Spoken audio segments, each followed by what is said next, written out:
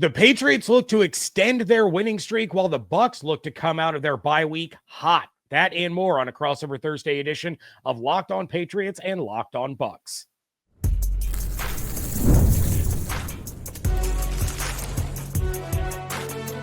You are Locked On NFL Crossover, part of the Locked On Podcast Network. Your team every day. What's up, and welcome into a crossover Thursday edition of Locked On Patriots and Locked On BUCS, your daily podcast covering the New England Patriots and the Tampa Bay Buccaneers, part of the Locked On Podcast Network, your team every day. I am James Yarcho at JYarcho_BUCS, host of Locked On BUCS. He is Nick Cattles at Nick C Radio, host of Locked On Patriots, and we are here with you covering those two teams 5 days a week for Locked On. This crossover Thursday is presented by PrizePicks.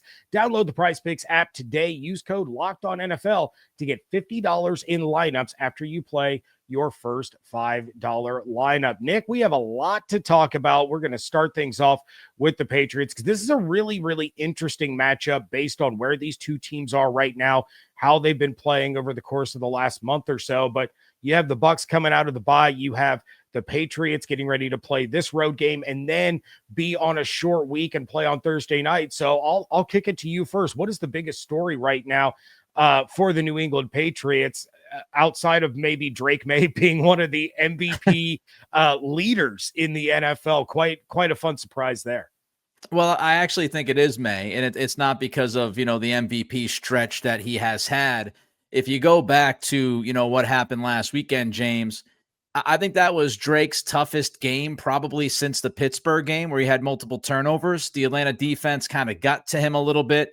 He made some mistakes. He wasn't seeing the field necessarily great. He made some interesting decisions, leaving the pocket early, missing some open guys.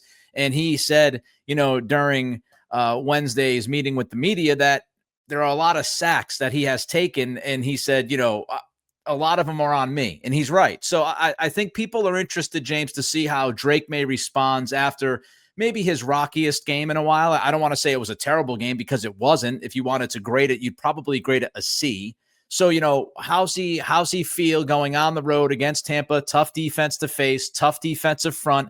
And, don't forget, Kayshon Boutte not practicing on Wednesday. Doesn't sound like he's going to practice or play this weekend. And Kayshon Boutte's been very critical to this offense. Yeah, selfishly, from a fantasy standpoint, I was hoping that the top story was going to be the Travion Henderson breakout. We haven't gotten that yet, but Drake Maye's been a lot of fun to watch. I know a lot of BUCS fans were dialed in to that game because they were rooting for the Patriots. They wanted to see the Falcons get beat. And it was a super entertaining game. And it was kind of a tale of two halves, right? This was a Patriots team that came out and just dominated the first half.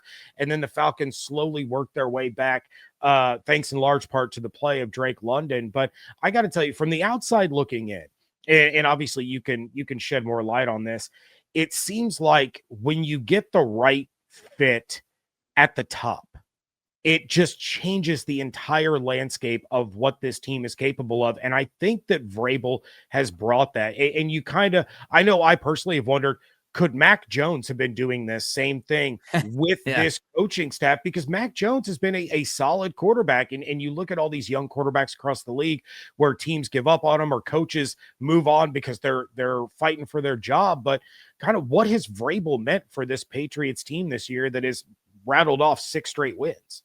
Oh, he's meant a ton. He's meant a ton, James. When you look at the culture that he is setting in New England, after last year, which was a debacle in every sense of the word, I mean, you just can't imagine a head coach handling as many things badly as Gerard Mayo did, unfortunately for Gerard. And that's off, letting Bill Belichick go and back-to-back 4-win seasons. Mike Vrabel walked in and, it's not like he's won a Super Bowl as a coach, but he did take Tennessee to the AFC Championship game. He has won at a decent level as a head coach in the league. I think he's a well-respected guy. Players seem to love to play for him, and he's been able to get the most out of some of these guys already.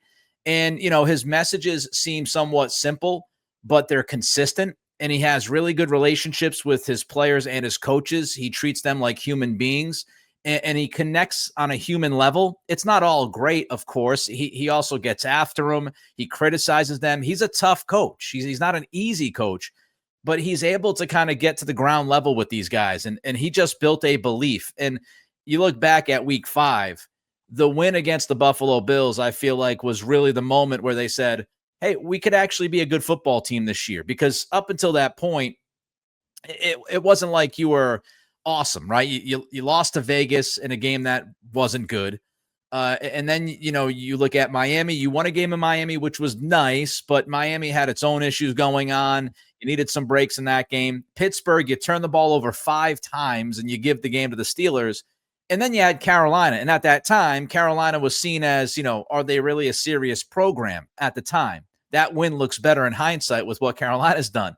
It was really that Buffalo win on the road, Sunday Night Football. And it was also, let's not get it twisted. Mike Vrabel's important, but as we know, James, in the NFL, you need a quarterback to win games. And Drake Maye's level, him getting to the level that he has gotten to this early has been a surprise, a pleasant one. But I'd say, that's really the main reason this team has won football games, because the quarterback's literally been one of the top 5 or 6 in the game. Yeah, and I've had a lot of fun watching Drake Maye. It'll be interesting to see how he matches up against the BUCS this week. But you mentioned Kayshon Boutte. I had some speculation on an episode earlier this week about Christian Gonzalez. The Patriots are not coming into this fully healthy. And as it has been all season long, the top story for the Buccaneers is the injury problem. So Bucky Irving, Chris Godwin, and Haason Reddick all missed practice on Wednesday. Things don't sound overly optimistic when it comes to their status for Sunday's game. Todd Bowles was asked about Bucky and Godwin. He said they're both running, but Bucky specifically still has not taken any contact with that injured shoulder. He also spoke about how there's going to be a little bit of a ramp-up period before they return to the field. So it looks like they'll probably have to wait at least one more week before either of those two guys return to the offense. Of course, you have starting right tackle Luke Gedicke. The 21-day window has opened for him to return from injured reserve. I don't expect him on Sunday as well. But looking ahead, that's obviously big positive news for the BUCS. Now, I've talked a lot about Bucky and what his return could mean for the offense. And if that isn't going to be this week, unfortunately, that could spell trouble for the BUCS. Rashad is averaging just 3.7 yards per carry, and he does have 4 touchdowns, but over the last 2 games, 73 yards on 23 carries. Going against one of the best run defenses in the NFL, looks like things are going to be on the arm of Baker Mayfield, as well as the protection of the offensive line. Baker has struggled the last couple of games due to injury and protection issues. The BUCS will likely be rolling with the same weapons that they've had for the last game and a half with Mike Evans out. So that's to say it'll be Rashad and Sean Tucker in the backfield, and then Emeka Egbuka and a bunch of other guys at receiver. Yeah, I love Emeka Egbuka coming out of Ohio State. He was one of, if not my favorite receivers in the draft. I thought it was a home run pick. Absolutely love the guy. There's just so much that he can do, but I know he's dealing with the hammy, and that seemed to hamper him last weekend or 2 weeks ago against the Saints. I watched that game on the All-22 this week, and, look, Baker wasn't great. I pretty much saw him as kind of like a neutral. If you look at the plus plays and the minus plays, he pretty much was even. But a lot of that was not his fault to me. A lot of it was, as you mentioned, the protection issues were rather obvious. I thought Graham Barton was horrendous in that game. And you look at, the receivers, they just weren't consistently getting open. You would look at a play, and even when Baker had time, guys weren't necessarily open for him. So you mentioned the run game, and that's the one thing about the Patriots defense that has been up and down, and they've shown some vulnerability, and they could be without Christian Ellis, who is one of their, top 2 or 3 linebackers. That position has not necessarily been great. So we'll see if he actually plays. That could be a hit for them. But, the one thing about the defense that they have done week in, week out, no matter who they're playing, is stop the run. They've been dominant. And thanks to Milton Williams, Christian Barmore, Harold Landry, those 3 guys on the defensive line have been really good against the run. So I do think, if you're a BUCS fan and you're going into Sunday, I would be stunned if the BUCS could consistently run the football against this defense, because that's really been their calling card consistently from week 1 up until right now. Yeah, and it hasn't been slouches that they've been shutting down. They have shut down every running back that they've come across. Bijan, James Cook, They've really done an absolutely phenomenal job. All right, key matchups that are going to go a long way in deciding who wins this game. That is coming up next on a crossover Thursday episode of Locked On Patriots and Locked On Bucks. You know the saying, look good, feel good? The problem is the most dress clothes only check one of those boxes. They look sharp, but they feel stiff, hot, and high maintenance. That's why there's Mizzen and Main. Mizzen and Main makes classic menswear with performance fabrics, so it's effortless to look sharp and feel comfortable. They actually invented the performance fabric dress shirt over 10 years ago, and they perfected it ever since. Their shirts are stretchy, moisture-wicking, wrinkle-resistant, and machine washable. No ironing, no dry cleaning, and that makes looking good that much easier. Right now, Mizzen and Main is offering our listeners 20% off your first purchase at mizzenandmain.com with promo code LOCKEDONNFL20. That's Mizzen, spelled Mizzen, and Main, MAIN.com. Promo code LOCKEDONNFL, the number 20 for 20% off. And if you'd rather shop in person, you can find Mizzen and Main stores in select states. This episode is brought to you by Prize Picks. You and I make decisions every single day, but on Prize Picks, being right can get you paid. Don't miss any of the excitement of this sports season. Whether you're following the NFL, NBA, or both, there's no better time to jump in on the action. If you haven't tried it yet, Prize Picks is the simplest way to play. Just pick more or less on at least 2 player stats, and if you get them right, you win. It takes less than 60 seconds to make your lineup, and you can play anywhere Prize Picks operates, including California, Texas, and Georgia.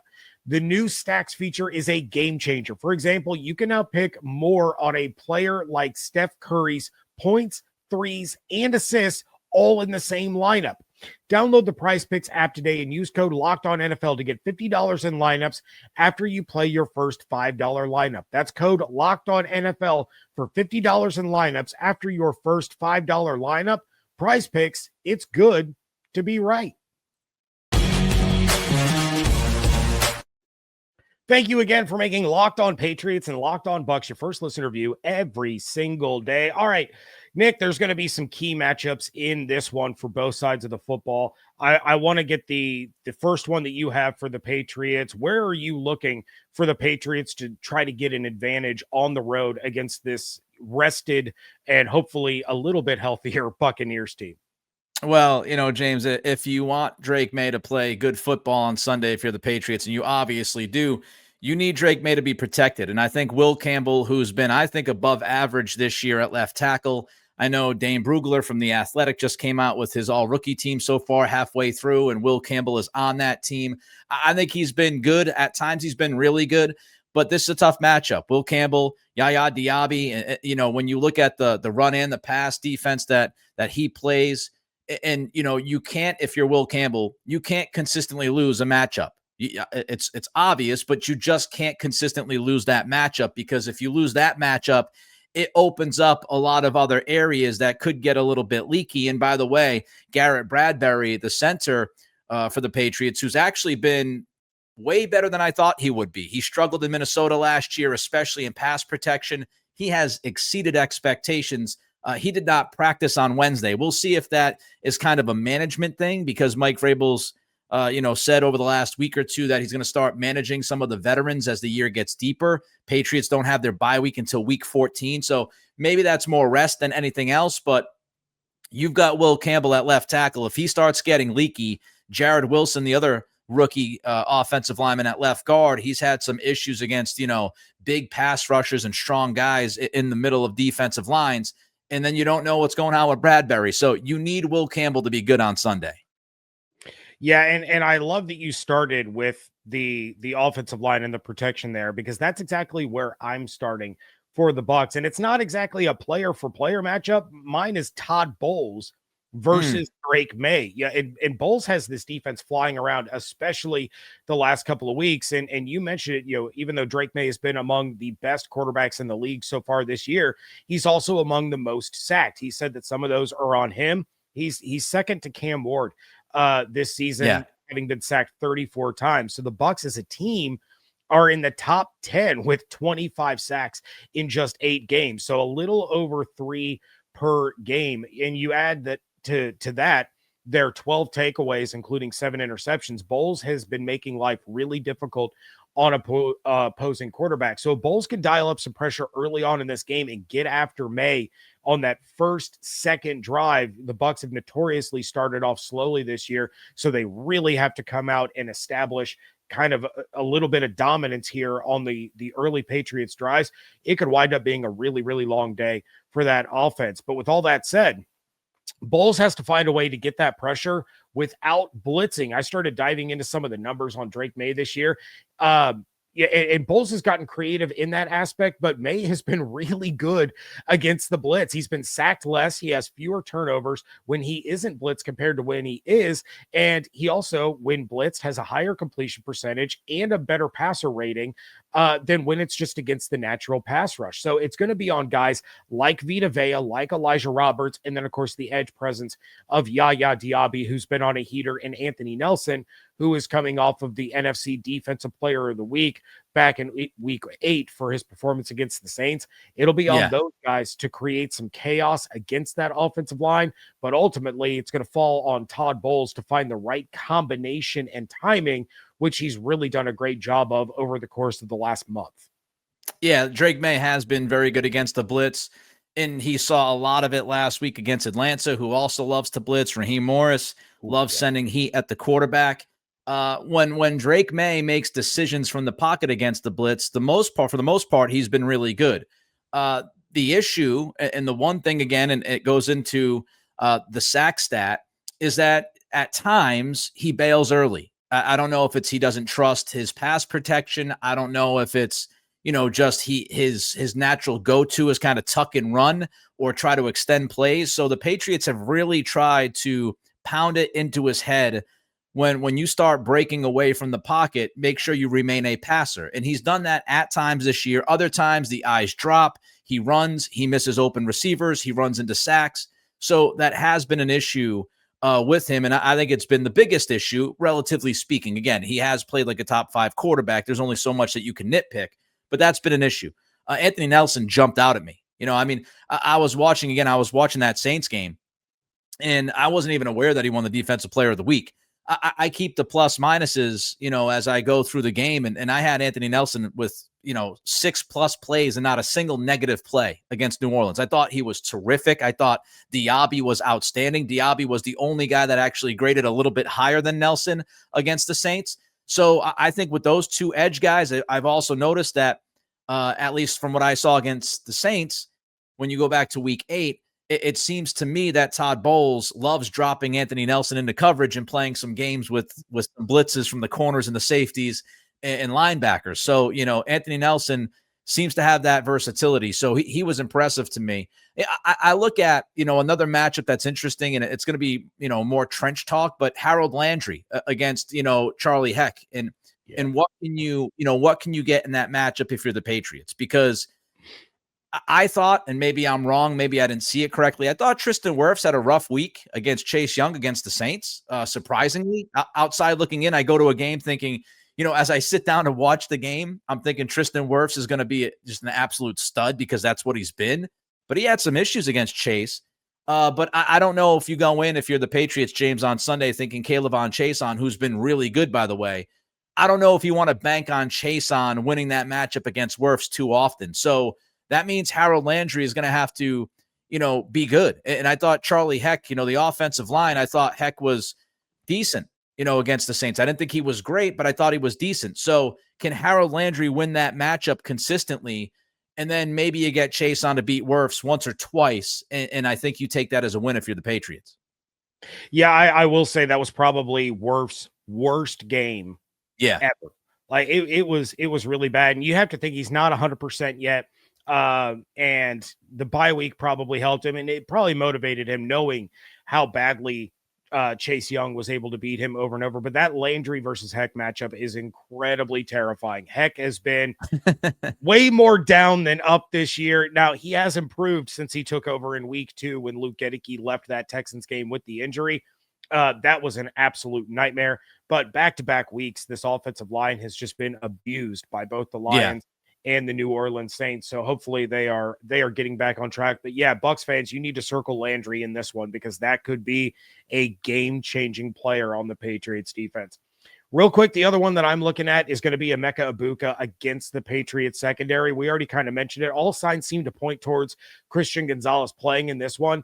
And I'm kind of assuming that that's going to be the primary matchup as far as who's going to be on Egbuka in this game. But Drake London is coming off quite a game against this Patriots secondary. 9 receptions, 118 yards, the hat trick. And Egbuka is going to be truly healthy for the first time in 3 weeks. So the targets for Baker have not been great the last couple of games, but these two have an incredible connection. They're looking to get back on track this week.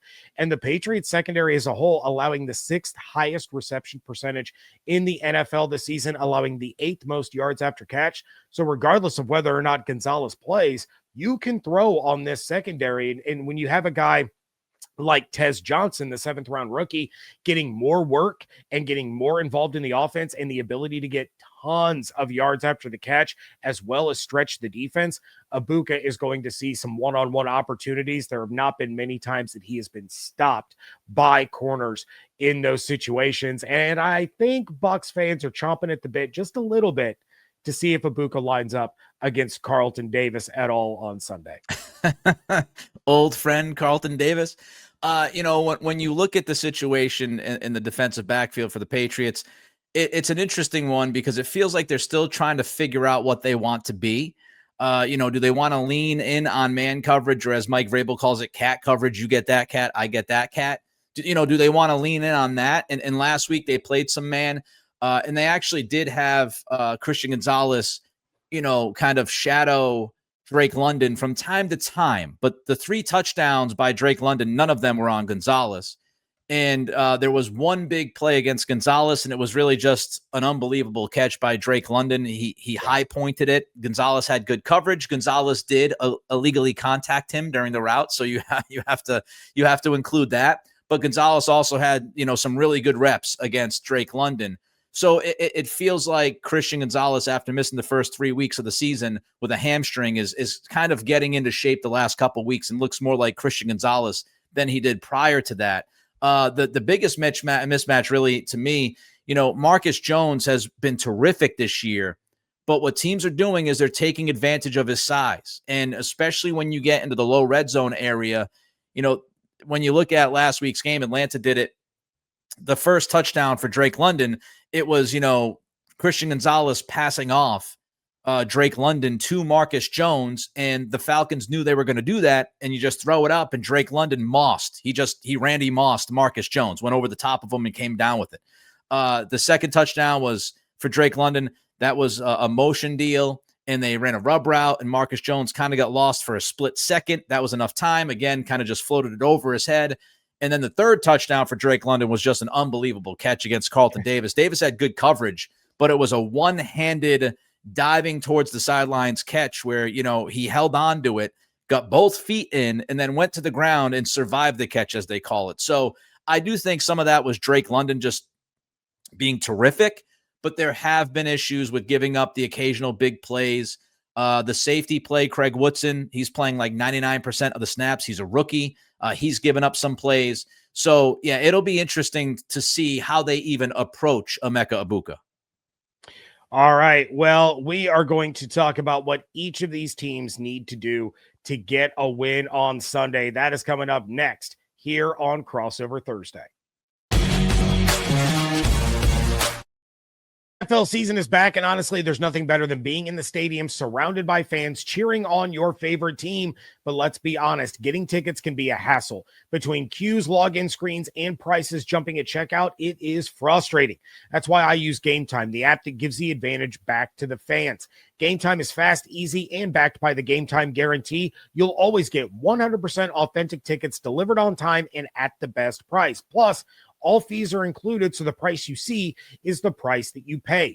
If you want to see the showdown between the Buccaneers and Patriots, you can get tickets now for under $220, but it's not just sports. You can get concert and theater tickets as well. I just took my son to a concert last month, and I've been monitoring the chance to see that show again this weekend with my son as well as my dad. Download the Game Time app, create an account, and use code LOCKEDONNFL for $20 off your first purchase. Terms apply. Again, that's promo code LOCKEDONNFL for $20 off. Swipe, tap, ticket, go. Download Game Time today. Wrapping things up here on a Crossover Thursday episode of Locked On Patriots and Locked On Bucks. And this Crossover Thursday is presented by Prize Picks. Download the Prize Picks app today. Use code LOCKEDONNFL to get $50 in lineups after you play your first $5 lineup. Nick, what do the Patriots need to do in order to get this road win and extend their win streak to 7? All right, so I'll quickly run through my three keys for the Patriots. Number one, I think you need some production. You mentioned them earlier. You need some production from Travion Henderson in this run game. Also, Terrell Jennings. I would not be surprised if Terrell Jennings, gets even more opportunity this weekend against Tampa. He runs hard. He's kind of just a tunnel vision runner. He's not going to bounce things out, but he's gonna run hard straight forward and get you some extra yards off it. But if you can get production from your run game with Travion Henderson and Terrell Jennings, with Ramondre Stevenson, who I think is likely going to be out. He didn't practice last week, missed the game. He did not practice on Wednesday. He has a toe injury. We don't know if it's turf toe. We have no idea what it is. But if you can do that, then I feel like Tampa can't necessarily pin their ears back consistently, right? They can't go bananas and go after Drake Maye if you can have some first and second down success. The other thing I would say, and this is kind of low-hanging fruit, is just limit your mistakes. You're on the road. Tampa, I think is one of the two best teams you faced this year. The only other one is Buffalo, and Buffalo mentioned that earlier. So that means, make sure you're not getting a lot of flags thrown on you on Sunday, so you don't give extra possessions or extra downs to Tampa. Don't make those kinds of mistakes and turnovers. Again, it's kind of low-hanging fruit, but, the Patriots, they've had 7 turnovers between the Pittsburgh game and the Atlanta game. That's why they lost to Pittsburgh. And when you look at the Atlanta game, that's why Atlanta hung around. I mean, the Patriots were about to go up by who knows how much right before halftime. And then you get the fumble from May, and then the return all the way inside like the 5-yard line. Atlanta scores a touchdown instead of being down by, 3 touchdowns possibly at halftime. Now they're down by 1 touchdown. And then Drake comes out and throws an interception, early in the second half as well. So you got to limit those turnovers. And the third thing I would say is, you want to see if you can erase Egbuka. I know you mentioned him. We talked about him a little bit, but I do think if you can limit Egbuka, I don't think Tampa has a ton at their disposal in this passing game right now. So if you can slow him down, if you give up one shot to somebody else, okay, you can survive that. But you have to go into Sunday saying to yourself, Emeka Egbuka can't kill us. He can't, as you said, he can't Drake London us. Because if he Drake Londons us, this game could be, this could be really difficult for us to win. And I think it's going to be difficult for them to win to begin with. So they've got to do their best job against Egbuka and remain disciplined against him. Yeah, and if they eliminate Egbuka, there's going to be a whole lot of other players that Patriots fans have probably never heard of that are going to be catching the ball. You have Tez Johnson, Cam Johnson, Ryan Miller. I think the other guy would have to be Cade Otton, right? He's continued to get more involved in the passing game. But yeah, if they are able to limit and contain Egbuka, that's going to go a really, really long way in their ability to get a win on the road. All right, for the Bucks, I'm going to do one on offense, one on defense. On offense, you have to give Baker time. I'm saying that for the second crossover episode in a row, but he's been under relentless pressure the last 2 games, and it shows. Not only that, but that pressure continues to build throughout the game. You combine that with his injury, and he just hasn't looked the same as he did the first month and a half of the season. Vrabel knows how to bring the heat. This offensive line has got to be ready. We've talked about their struggles against the Saints last week, Tristan and Charlie Heck, and the matchups that they have. The Patriots are top 10 in interceptions this year in the NFL when pressuring the quarterback. They've racked up 20 sacks to go along with 7 interceptions. Tristan Wirfs has to return to form. The whole line struggled against the Lions. These guys have got to get it together to give Baker the time to throw and start opening up some run lanes to at least show the threat that they're willing to run the ball against one of the better run defense. Defensively for the Bucs, it's about how quickly you can make the offense of the Patriots one-dimensional. That's when Bowles is going to be able to draw up a lot of different looks and cause some confusion and frustration for Drake Maye. We saw him do it to Spencer Rattler and Tyler Shuck in their last game. Drake May's way better than those guys, but Bowles also did it to Jared Goff the week before. So he has a way of finding the right looks to throw off even seasoned veterans. You bring that pressure, you bring those disguises, you're going to create opportunities for a defense that has been loaded with ball hawks the last couple of games. 2 takeaways against the Lions, 4 against the Saints. 1 resulted in a touchdown. 2 more should have been touchdowns that were wrongfully blown dead. But that's what this team has been feeding off of. I expect that to continue this week. Yeah, I mean, it'll be an interesting game. I don't give my prediction on the crossover, but I will say, until I give that final prediction on Friday's episode, I have to look at it and say, well, you lean Tampa. I mean, I think that's the only fair way to look at this is you lean Tampa. This game will be in Tampa. Again, one of the best teams, one of the top 2 teams the Patriots have faced. Baker Mayfield is somebody who I absolutely love watching play. He is just, everybody knows, competitive gene through the roof. And you always feel like he's just never going to die on the football field. Like he's going to find a way. There could be 7 minutes left and you still got to make sure you drive the stake through his heart. So, and this defense is a tremendous, tremendous challenge, especially that front and Todd Bowles and his defensive mind. So I would lean Tampa right now. Will I stay that way? Friday's episode, I'm just not sure. You're going to have to check it out, James.